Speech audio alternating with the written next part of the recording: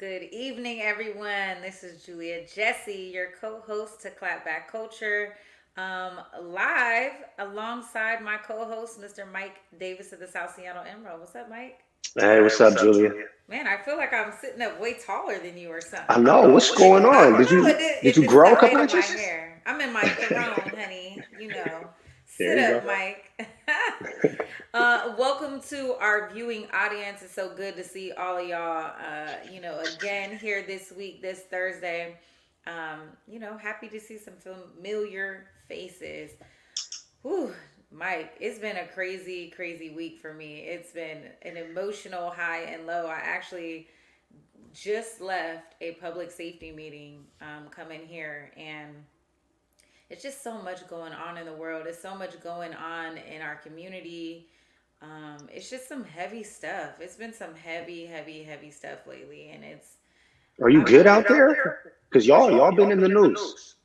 Yeah, we've been in the news for a lot of things, but I think it's kind of what's not being published in the news, and just it's just a lot of trauma. It's a lot of trauma in our community, and we need to really kind of just unify, and that's all I could really say is just all across the country we're seeing a rise in homicides. We're seeing a rise in mental health. We're seeing a rise in COVID. We're seeing a rise in everything, and I think a lot of it is just us not addressing the root cause, but treating the symptoms. So we have to do better as a community to kind of address the concerns of the people. It's just time to unify, man. Really, really and truly.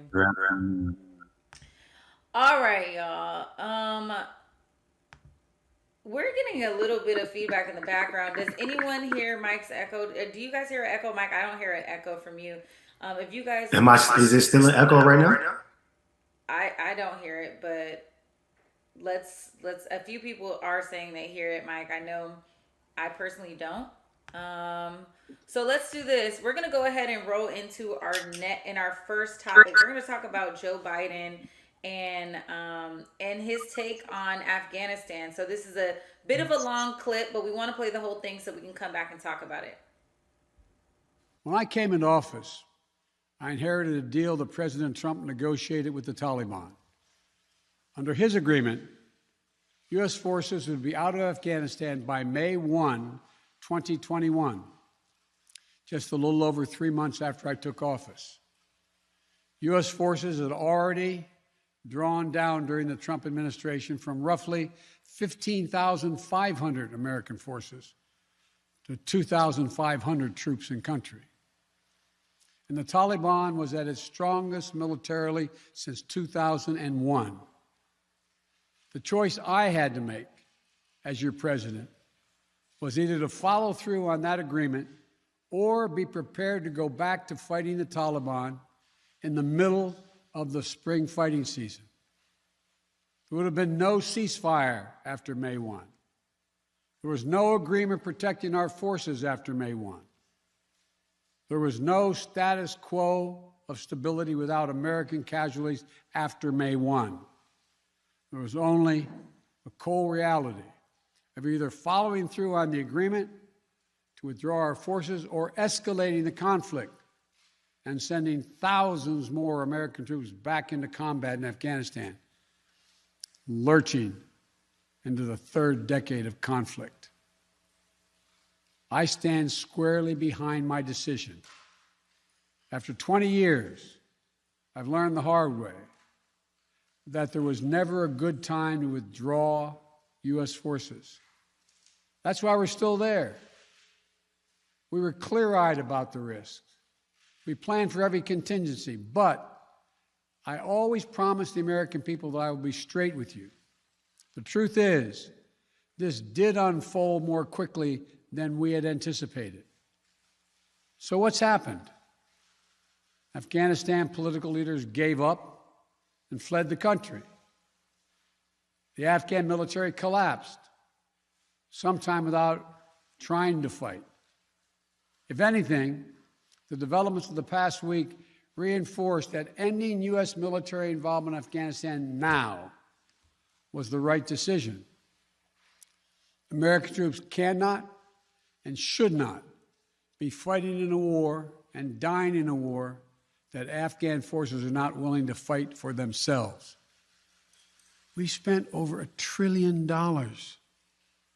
We trained and equipped an Afghan military force with some 300,000 strong, incredibly well equipped, a force larger in size than the militaries of many of our NATO allies. We gave them every tool they could need. We paid their salaries, provided for the maintenance of their Air Force, something the Taliban doesn't have. Taliban does not have an Air Force. I mean, listen. Oh, wow. Now I'm hearing a feedback. Okay. Sorry, you guys. Hopefully you guys can hear me. I can hear you. Okay, cool. Listen, Mike, this to me, we saw those polarizing videos of people from Afghanistan, trying to jump ship on that plane to get up out of here. And, it's heartbreaking. It's definitely heartbreaking to see something like that, to see people feeling like so desperate that they would hold the wings of an aircraft and fall from 20-something thousand feet in the air to their death.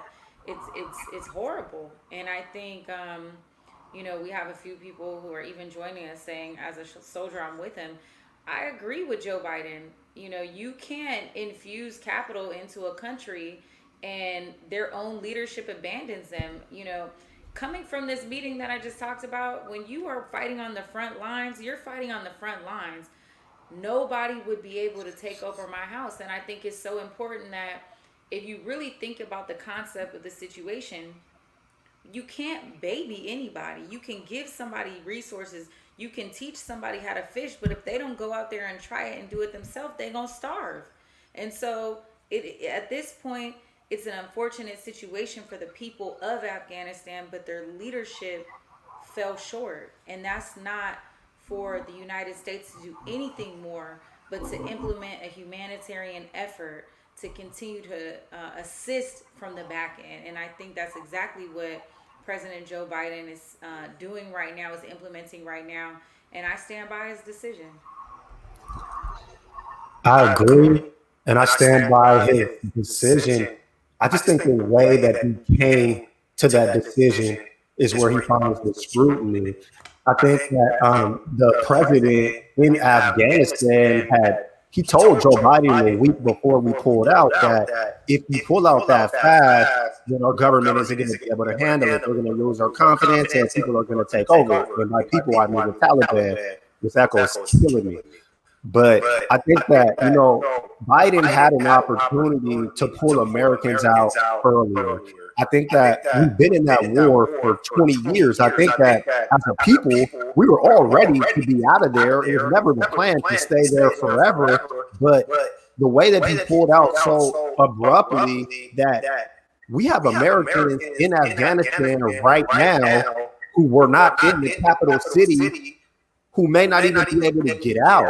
I mean, U.S. troops have secured the airport in Kabul, but the U.S. embassy can't guarantee safe passage to the airport for the Americans that are still left there. So those are the types of things where I think that Biden deserves some criticism, not just for pulling out, but for not putting things in place before he pulled out to at least get the Americans out safely. And then as far as like the Afghanistan people, you know, there's a lot of people there that work for the government who did a lot of work for us who were promised safe passage when we pulled out. And because we pulled out so abruptly, now we're not even able to give those people safe passage either. So it's not the fact that we left. I think it's the way that we did it. Yeah, I mean, logistically, it's a nightmare, right? You never want to see anybody left behind.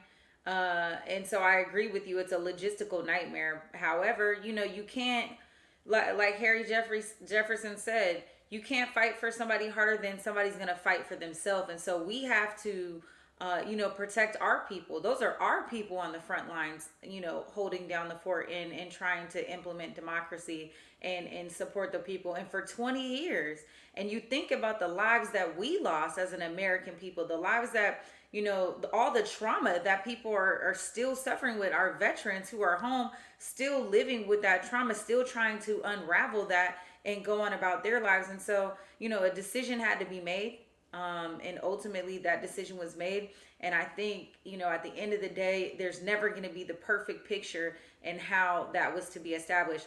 I am shocked and surprised that the Afghanistan government didn't fight harder to secure their country.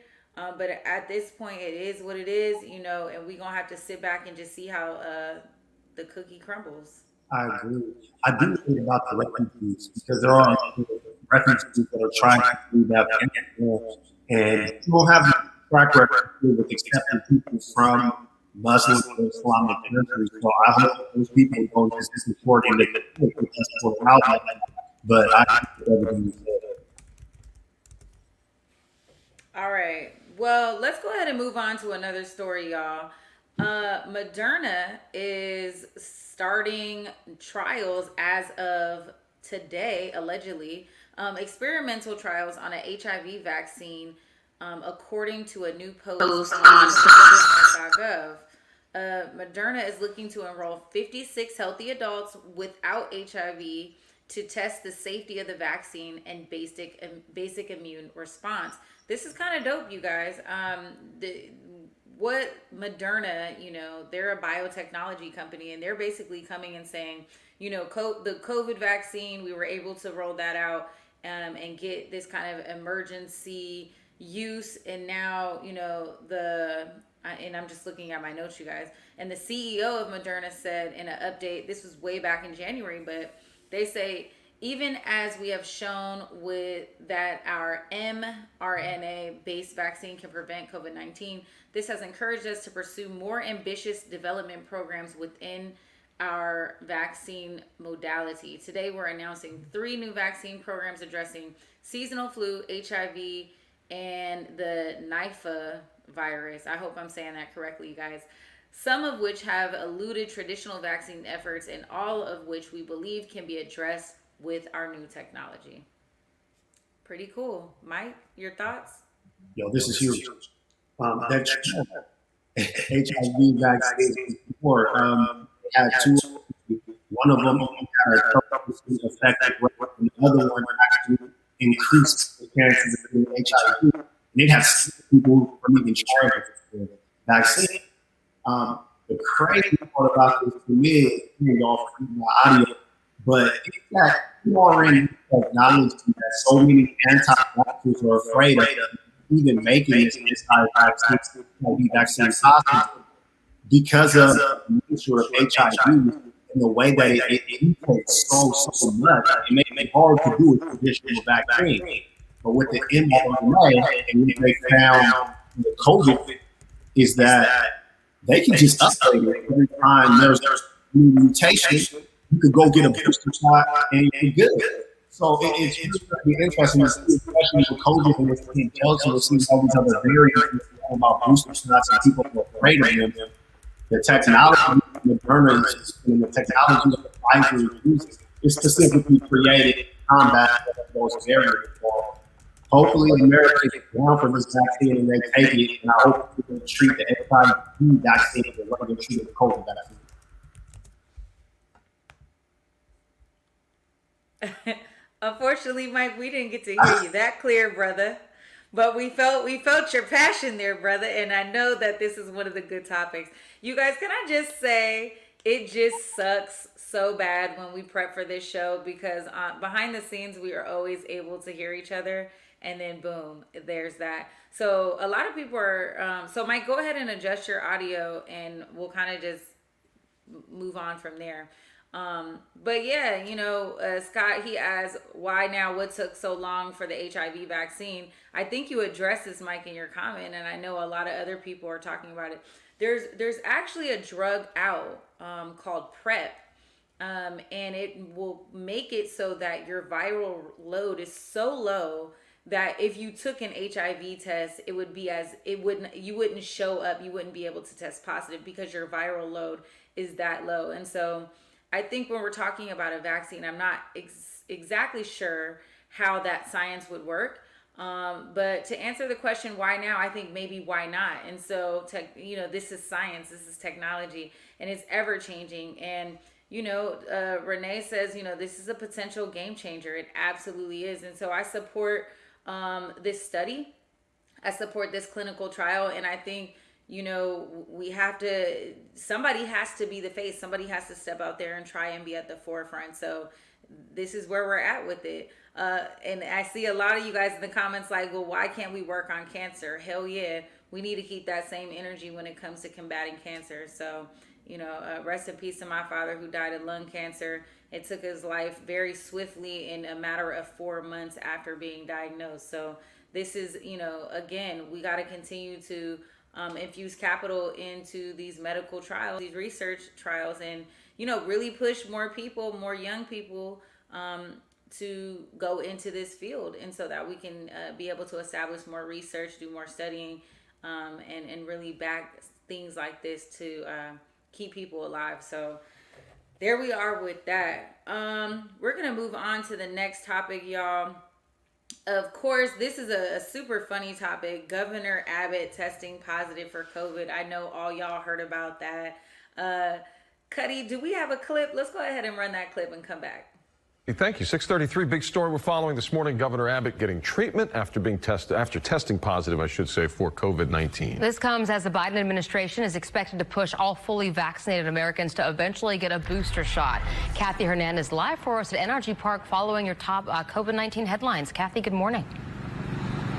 Good morning to you. NRG is one of the locations where you can come today to get $100 if you get your first dose of the COVID-19 vaccine. Meanwhile, Governor Greg Abbott is now one of the latest breakthrough infections of fully vaccinated people who still test positive for COVID. As you may have heard by now, I have tested positive for COVID-19. Governor Abbott released that video in isolation at the governor's mansion. He tests daily and got a positive result yesterday. His office says Abbott is receiving antibody treatment and is in good health. I want you to know that I have received the COVID-19 vaccine, and that may be one reason why I'm really not feeling any symptoms right now.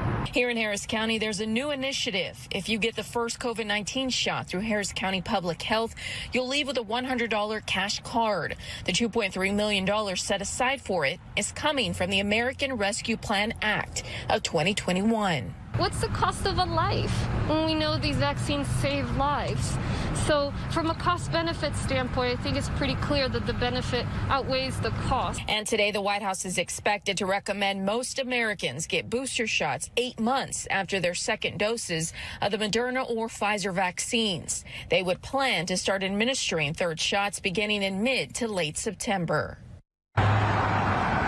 And it's expected healthcare workers and nursing home patients will be the first to receive their boosters.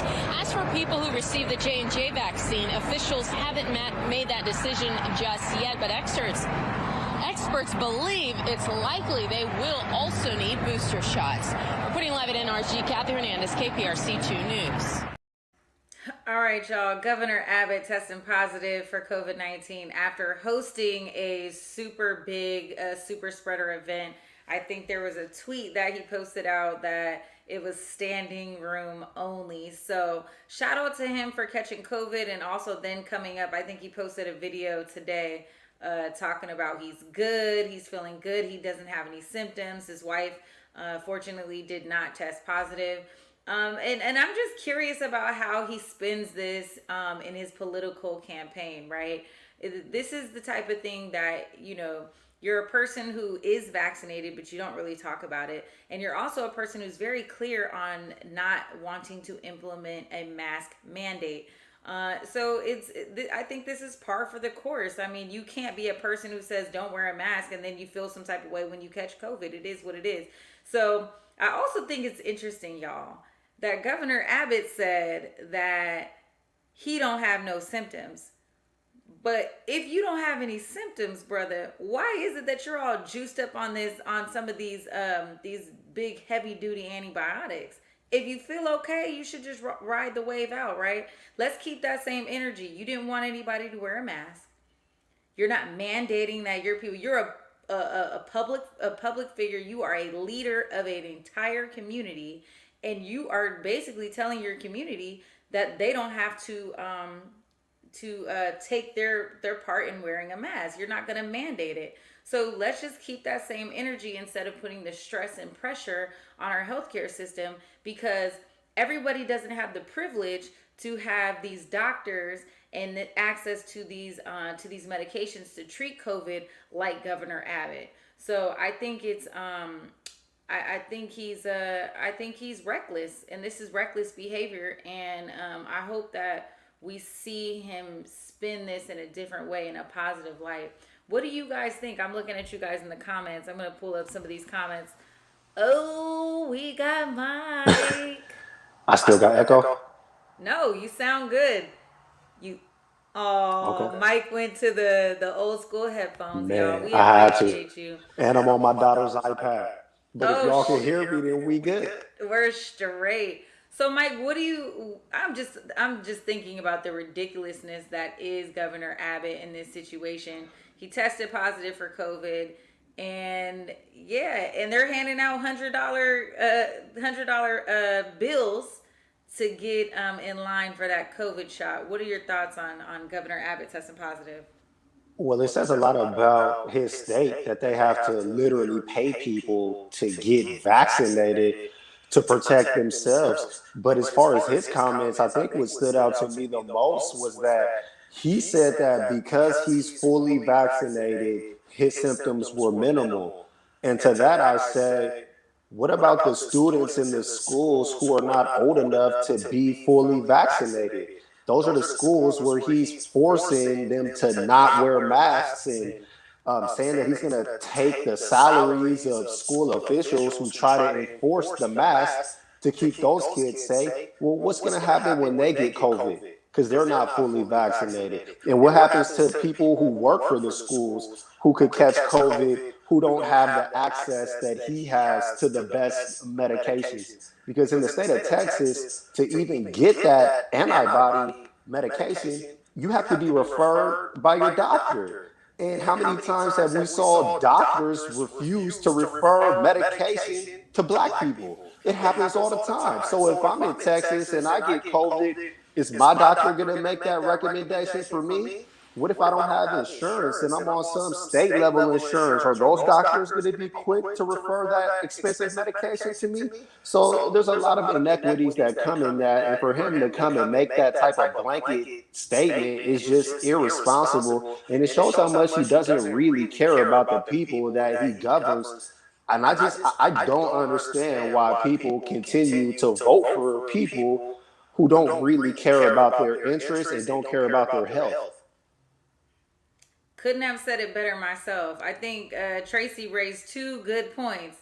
The first one is keep it 100. If you weren't feeling bad, why you keep getting tested? Governor Abbott basically told the tall tale, and I'm going to say it was a tall tale, that he tests himself every day. That's excessive.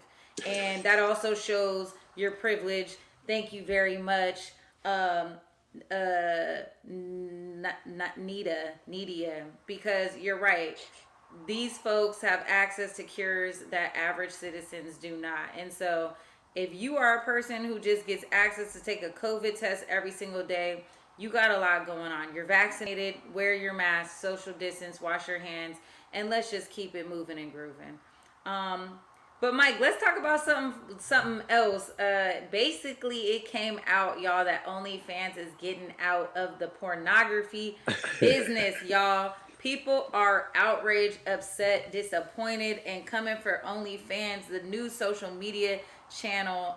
But yeah, so starting in October, the company is going to prohibit creators from posting material with sexually explicit content on the website, which many sex workers use to sell fans, to sell explicit content. So people are kind of in an uproar because it kind of rose to popularity during the pandemic when people were at home. And so a lot of people wanted to access pornography or explicit content, sexual content, and they wanted to access it through their OnlyFans page. And this was a great way for sex workers to be able to get their coin.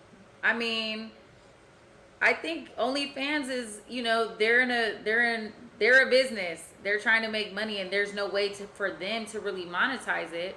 And so they're pulling out right now. I think they will come back with either a separate platform where that they can make more money off of this for the as it relates to the users or to the creators who are creating the content.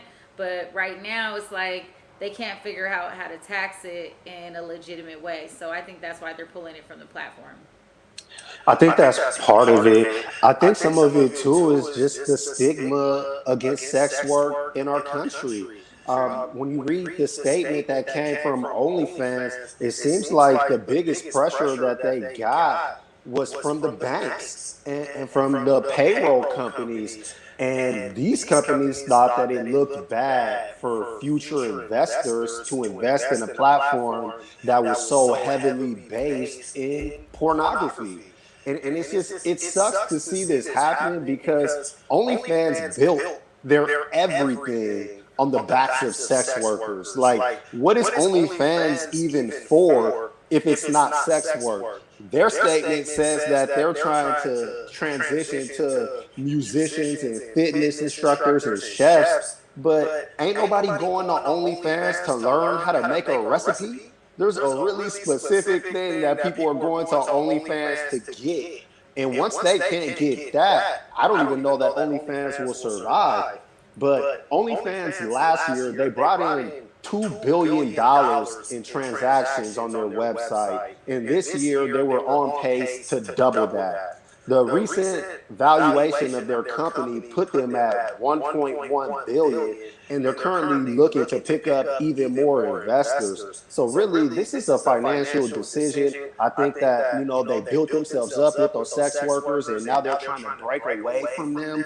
And I doubt that this works out favorably for the company.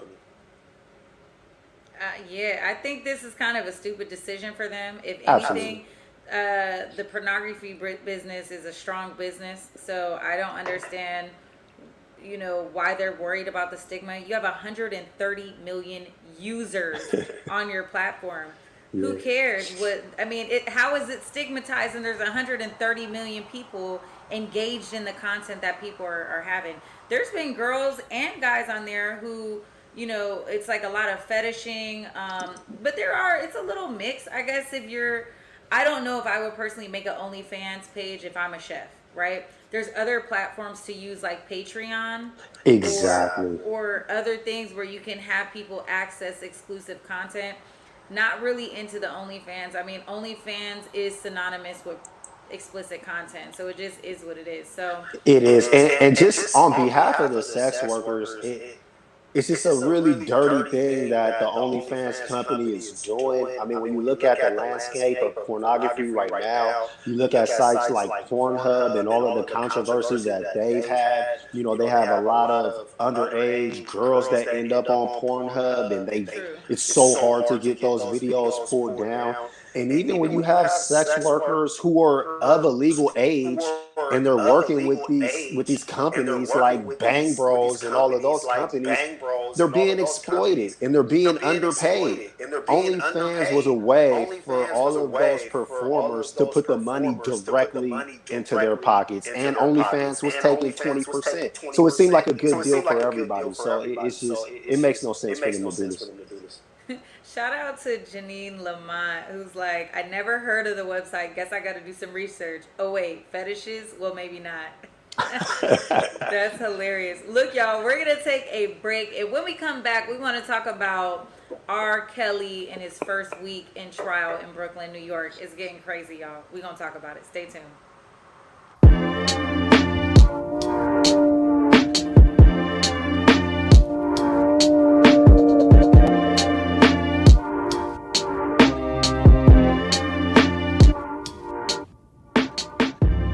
Converge Media produces culturally relevant content for Black and urban audiences.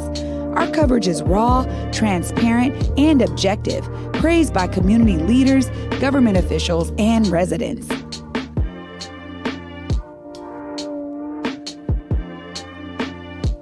Support Converge Media today via Venmo, Cash App, or PayPal at Converge Media.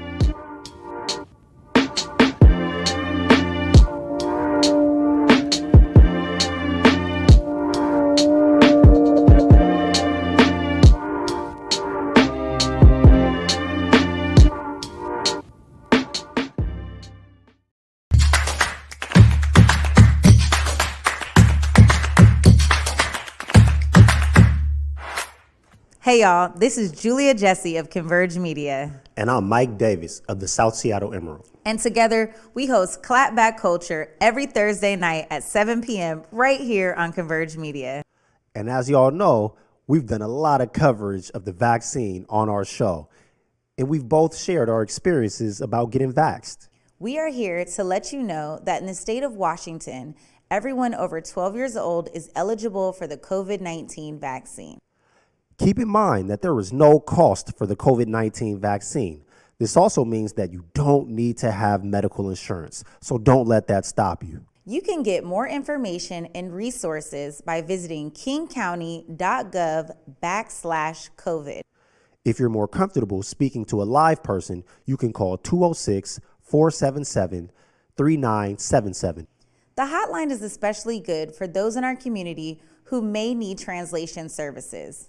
Or to set up an in-home vaccination appointment for themselves or someone they know that might not be comfortable at a vaccination site due to a disability, anxiety, or other reasons, or just to be connected to other resources. Here in King County, the COVID vaccine is accessible and available. The summer is here, and we know you want to be outside. So let's celebrate the summer safely by getting vaxxed.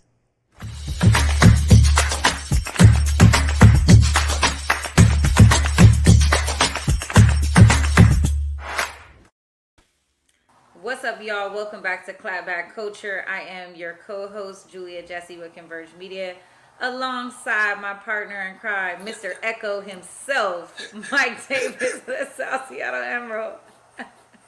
You can talk, Mike. I don't even want to talk. Oh, listen, y'all.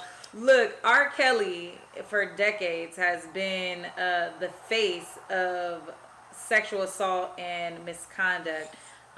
He faced allegations of sexual abuse of women and girls, that we mean minors, young girls. Kelly was arrested on these charges back in July of 2019, but his trial was delayed because of COVID, like everything else. But now, here he is in the state of New York, in Brooklyn, New York at that, y'all, and he's now being tried on federal racketeering charges in Brooklyn. Let's go ahead and take a look. Kelly, jurors heard the first testimony from one of R. Kelly's alleged victims. She is Geronda Pace, now 28 years old, but she testified that she first met R. Kelly when she was just 15 at another courthouse when he was on trial in Chicago in 2008 on child pornography charges. He was acquitted in that case. She had gone to the trial to support him. A year later, she testified, he took her virginity. She admitted she lied initially to him, saying she was 19, but soon confessed to him that she was just 16, even showing him her ID.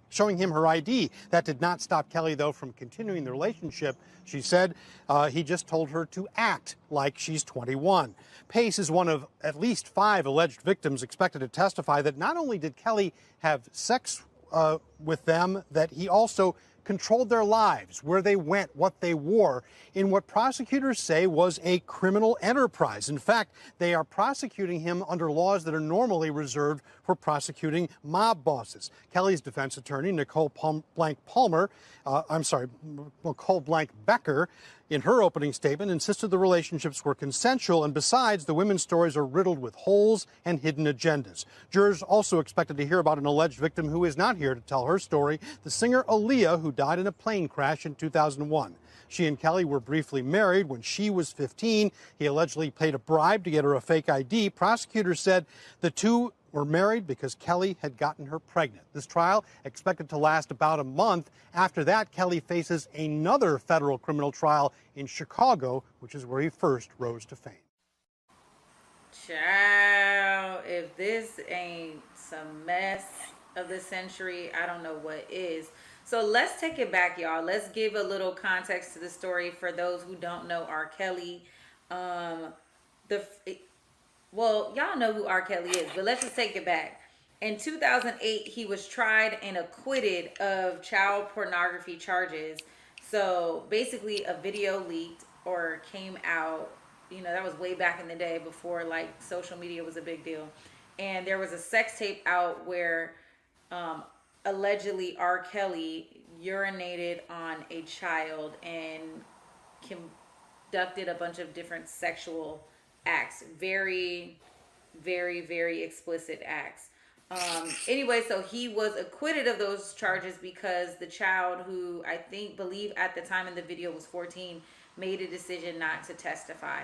And there's some more background story that came out lately, that the parents made a deal and blah, blah, blah, whatever. We won't even go into that. But anyway, so we're talking about 2.5 decades of R. Kelly going through these kind of allegations, these charges. So there is a history built up of R. Kelly being a sexual predator. And there was a huge documentary that was released a couple years ago where all of these victims, i.e. survivors, came out and talked about their story of this empire, this infrastructure that R. Kelly had set up to basically victimize these young girls. And so here we are. He's on trial for all of this stuff, for racketeering, honey, and it's getting crazy. Mike Davis, are you here with us? What are your thoughts? He's getting cooked. Period. R. Kelly is done. I mean, the criminal enterprise language, though, I don't quite understand that. Ooh, I do. Why? Please explain that. Okay, so here's the charges, and here's why this is important. So he has one charge of racketeering, right? Okay, let's talk about what racketeering means. Racketeering means dishonest and fraudulent business dealings. Now, if you watch the documentary Surviving R. Kelly, y'all, go ahead and pull it up. It's a Lifetime documentary. It's like 5 or 6 different parts, honey. Get your popcorn and your tea. It's a good view. And listen, he would make the girls sign a non-disclosure agreement to to their interactions, and he would have them record videos to say that they didn't participate in any sexual acts, all of this stuff. So he has all this like fraudulent documentation to basically, as his like trump card. So it's like, I'm going to sexually assault you. I'm going to abuse you. I'm going to victimize you. But sign this disclosure agreement that says that I didn't violate you so that we can go on and do what we're going to do. So that's where they're coming with the Racketeering Act. When you talk about a criminal enterprise, R. Kelly didn't do this on his own. R. Kelly had people in place to go down to the McDonald's, to meet high school young girls, to pick them up, to bring them over to the mansion. And so you have all of these adults, these consenting adults, watching these girls, these young ass girls come up in here, and ain't nobody doing and saying nothing. This is an entire enterprise, and everybody should be held accountable, if you ask me. Okay. So with that charge, will other people face charges as well? No, because Wow. because it's not a conspiracy charge, right? And so it's only R. Kelly on trial. But that's not to say that the prosecutors won't bring charges on anybody else. But here's what I think. They really just want to get R. Kelly. And so if you watch the documentary, you see a lot of people coming out and having guilt and coming forward to say, you know what? I should have done something at the time. I saw it, but he was a celebrity. He was paying me. I decided not to do it, and they let him kind of get away with this stuff, Mike. So I think if anything, they would grant that person immunity for coming forward just so that they could cook R. Kelly. Right. Okay, that makes sense.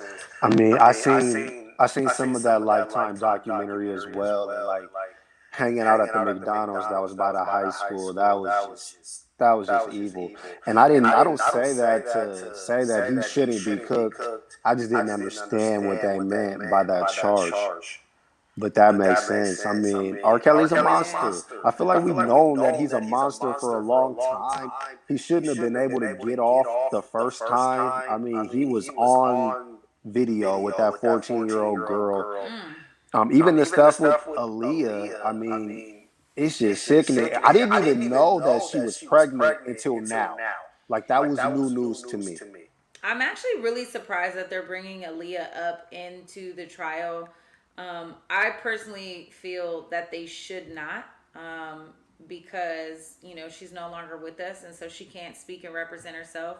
And, you know, the dead don't have a voice. So I don't truly believe that they should talk about Aaliyah. You guys, if you guys don't know, Aaliyah was the 15-year-old superstar. She would have been the Beyonce of our generation. R. Kelly was her executive producer on her album "Age Ain't Nothing But a Number," which he named anyway. Age ain't nothing but a number. And at 15 years old, when R. Kelly was 27, he married Aaliyah with the consent of her parents. Oh no, pause. No, that's a lie. That's a lie. He forged the documents. His team forged documents to say that Aaliyah was 18. Yeah. Child, and that's racketeering. Okay. But if there's proof that she was pregnant, then that's relevant right now. I don't know if they have that proof. I don't know if it's hearsay, but the court should hear that. I mean, R. Kelly was preying on young black girls. He needs to go to jail. Like, he had a really specific girl that he targeted. And there's a lot of people that believe that the reason why he got away with this for so long is because he was only targeting black girls and girls of color, and that he didn't have a string of little white girls. So cook him. He should cook. I mean, I still listen to the music, but I think he should be in prison. R. Kelly is a super predator. He's a super predator. Hashtag mute R. Kelly. I'm not going to participate and listen to his music, even though he's a great creator, but I don't want to give him any more streams. And it's just difficult. I don't want to celebrate a super predator like that. You know, somebody who for over 20 years has victimized black and brown girls all around this country, who has also victimized the parents and of girls out here. It's just, he is exactly the monster that we think he is. But I'm telling you guys, watch the documentary. It also comes out. I do think there were some allegations that R. Kelly's mother was having an inappropriate sexual relationship with him, which also may explain why he is the predator that he is. So a babysitter as well. In that documentary, they said one of his female babysitters had molested him as well. Yeah. Continuously, on a continuous basis. So, Cuddy, do we have to take a break, or can we roll into our last segment? Let's see. let's see, y'all, because I want to get right into this Lizzo story. Perfect. Okay, y'all. Lizzo. Lizzo is one of these music artists. She's very good, very talented young girl. She just dropped a new song called Rumors with Cardi B, and the people are coming for her on Twitter, child.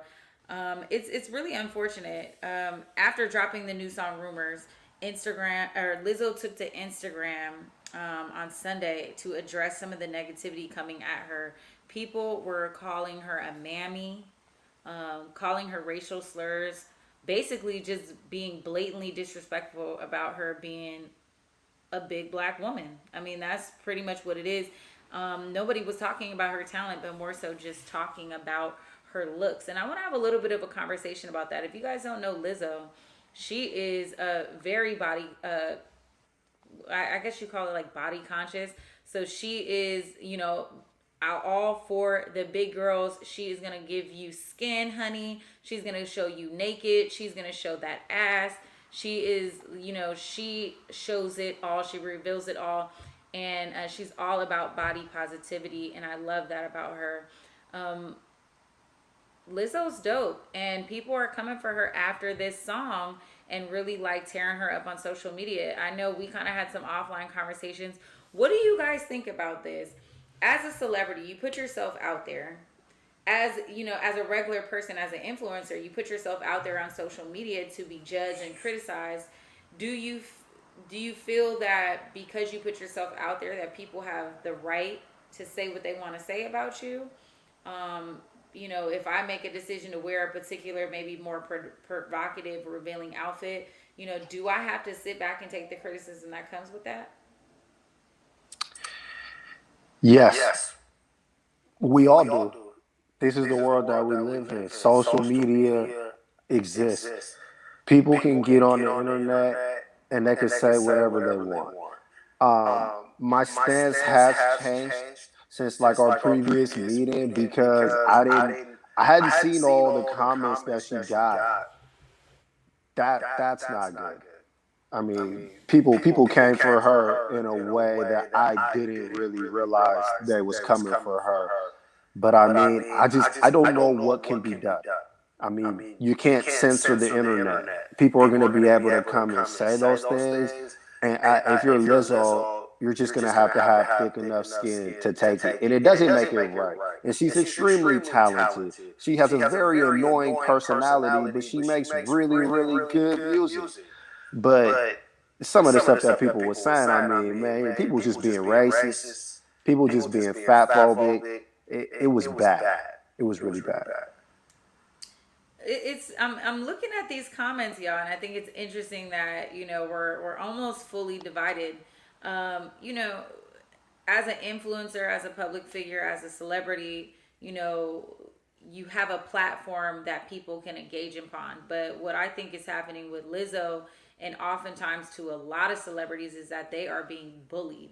And they're being mistreated. And I think, there's a point where we have to offer correction to people. And so just because, I'm famous, or just because I have a platform and I have a mic and I get to post pictures and videos and demonstrate who I am and what I'm about, it doesn't give people the right to torture me with negative comments. And I think, I'm always shocked and surprised when I pull up into the comments on somebody's Instagram and I see all the negative feedback. I mean, the trolls are real. I also think, the idea of having thick skin is irrelevant. I think, as a celebrity, you have to have thick skin. Not you should have, but you have to have, because people are so hurtful and they're so cruel. And I think social media, to your point, Mike, I agree with you. You can't censor the internet, but I think people need to be able to censor themselves. It's impossible to be this perfect woman. We come in all different shapes, sizes, and colors, and it sucks that people have to fit a particular body shape or a particular body image, and it's hard to live up to that. It's hard to live up to that expectation, and I think Lizzo does a great job at working against the machine. She's the total opposite of what people have deemed to be beautiful and perfect. And so she's the opposite of the Kardashians. She's not Kylie Jenner, right? She's Lizzo. And she's carving out a lane for women that do look like her. And there's more people that look like Lizzo than there are people that look like Kylie Jenner. So shout out But to that's Lizzo. that's not. I mean, is that necessarily a good thing? I mean, people look, man. People need to be healthy. Obesity kills black people. Diabetes and heart disease. This kills black people. I understand the intention behind the body positive movement.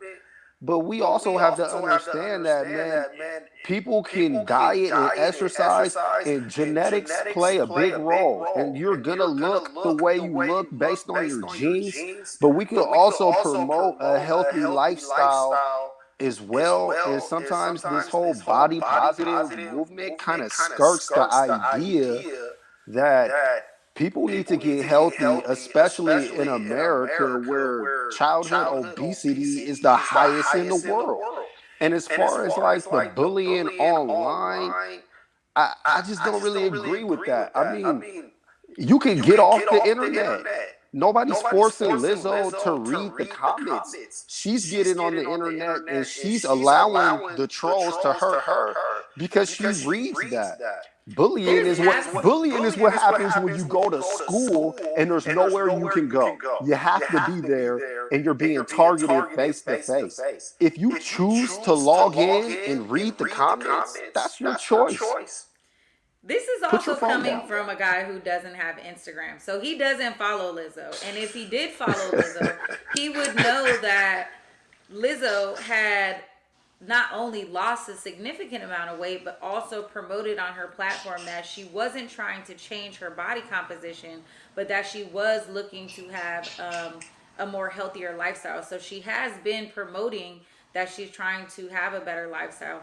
But Mike, you're also a person who's not fat and has never been fat. And so it's easy, I think, for people who already are in shape and who don't have weight issues, who never have weight issues, to be like, but you're fat, you're obese, and you need to lose some weight. That's honestly the hardest shit you can ever do. Like, that's not what I said. But that's how it comes off. Like, she's, just because Lizzo is fat doesn't mean people should fat shame her. Just because she's fat doesn't mean that she's promoting obesity. She's not promoting obesity. She's just being herself. But when I was 50 pounds heavier and I was over 200 pounds, I was still a person who was 200 pounds who was going to the gym and knocking people out in the gym, but would stop and go to McDonald's because I was depressed on my way home.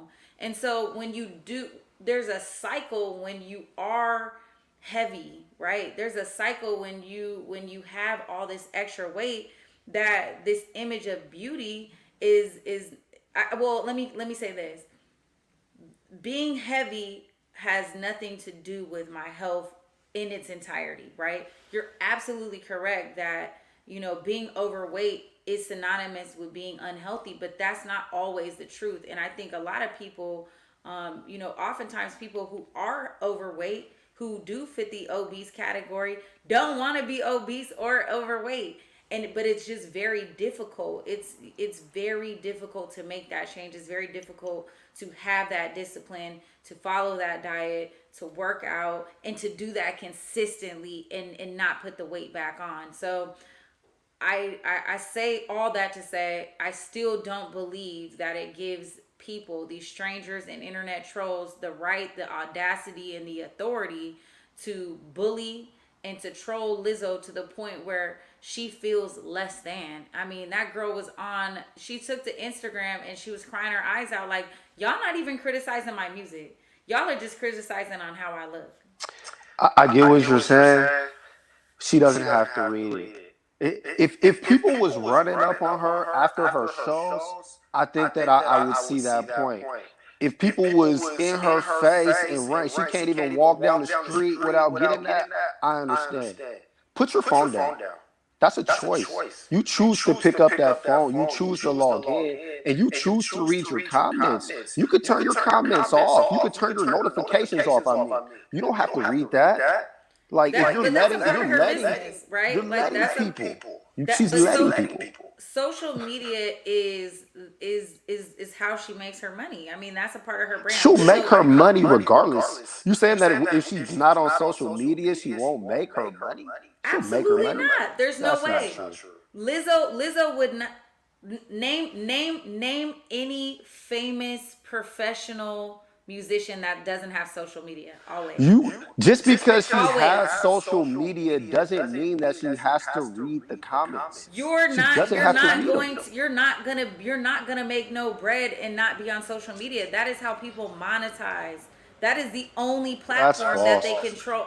So I you're mean, saying they're content she- creators. she They doesn't- are actual content creators. She Where are they can't. gonna She make doesn't their even money? have to do that herself. She could pay somebody to run her Instagram. Not all famous people run their own Instagram accounts. There's people. That's a job. But this is the thing. Even if she didn't run it, she would still be on the platform.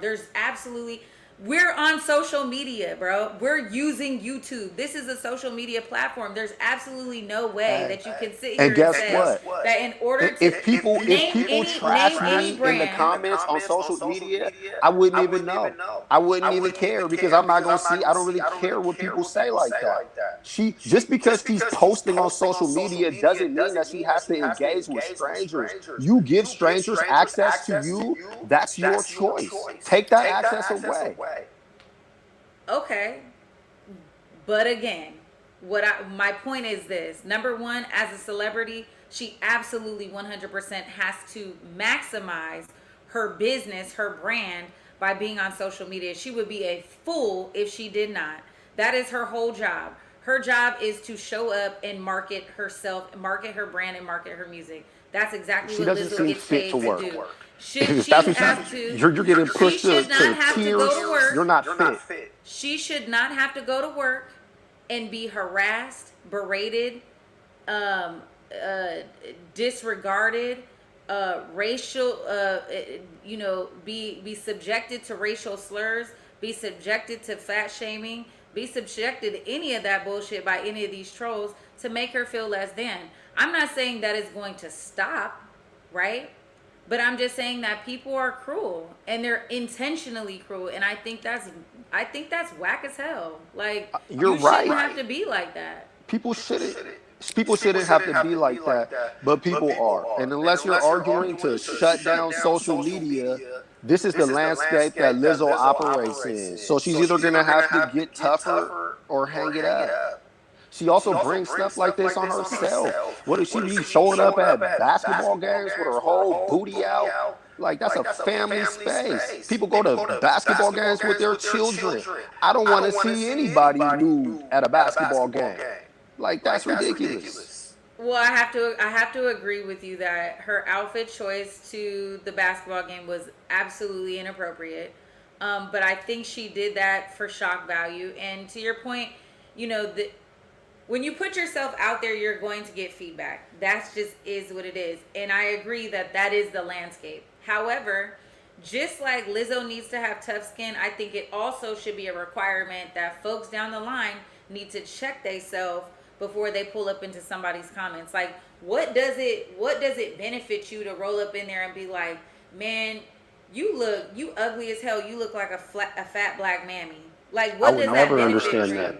I'll never understand why people do that. I think as much energy as we're saying that Lizzo needs to go ahead and boss up and toughen up and have tougher skin, we also need to say internet trolling is whack as hell. Like, that's whack. But we have said that. Everybody's always said that. When you get on the internet, most of these people aren't even real. Their Abby is a monkey or a dog. Those are the most reckless people on social media. People that are like real. They're not doing all that. You know what I'm saying? It's the phonies. So like you can't always let that affect you.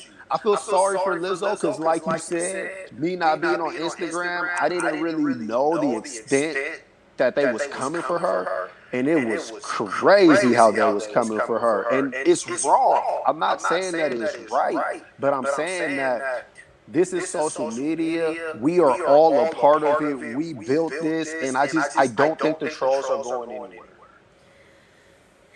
Blah, blah, blah, blah, blah. Shout out to you, Lizzo. I stand with you, sis. Shout out Get to tough, the big Lizzo. girls. You don't want to see these tears all the Shout time. out to the big girls. You holding it down for the big girls, sis. I get you. It's all good. Keep your head up. And you still streaming #1 in the top 10 on all the platforms, baby girl. And yes, she's still weak enough to let the trolls get to her. That's corny.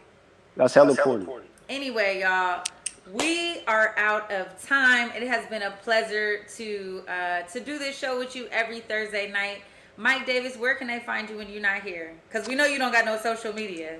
Well, you can find me at the South Seattle Emerald, everywhere you find the Emerald. Tomorrow, if you check out NPR, I'll be on KUOW for the Weekend Review tomorrow at noon. All right, thank you. And I am Jules Jessie. You can find me on Instagram and Twitter at Treasure of JULES. You know what it is. Please pull up and follow me. And also, y'all, Cuddy, our producer behind the scenes, is having an event, Sleepless in Seattle Creative Festival, coming up. I will personally be there hosting live in Seattle. I cannot wait at Sewer Park Amphitheater. So that's going to be really fun. Yeah, this is it. This is our show tonight. Let us know what you think in the comments, and we'll be back next week, same time, same place. Thanks, y'all. Peace. Peace.